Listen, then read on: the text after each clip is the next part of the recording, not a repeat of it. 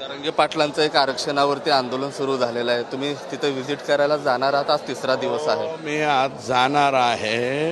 मी थोडीशी माहिती घेतो, कारण ते आंदोलनसुद्धा काही माझं मत असं आहे की आमची त्यांना विनंती राहणार आहे. तब्येत खराब आहे, काही कालावधीसाठी पोस्टपोन त्या ठिकाणी केलं पाहिजे अशी आमची सर्वांची आग्रही विनंती त्या ठिकाणी राहणार आहे. त्यासाठी मी तिकडे जाणार. कधी जाणार आहे? कधी विनवणी करताय तुम्ही आता? मी आत्ताच म्हणत नाही, परंतु त्यांनी बसण्याच्या अगोदरच मी त्यांना विनंती केली होती की आता आम्ही ह्या कार्यक्रमात एकत्र होतो ना, मोर्चाच्या ह्याच्यात यात जाणवत होतं ना की पायरीवर चढताना बी त्रास होतो, वरून उतरताना त्रास होतो. बरं, बोलताना सुद्धा आतडे पितडे सगळं ओढून बोलावं लागतंय.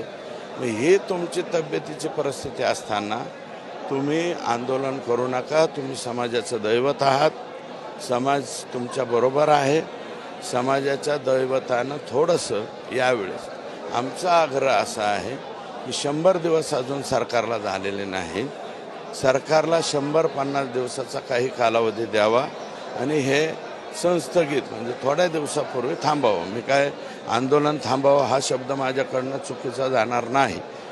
काही दिवसापुरतं आंदोलन हे स्थगित करावं अशी माझी विनंती राहील. सरकारसोबत ज्या वेळेस चर्चा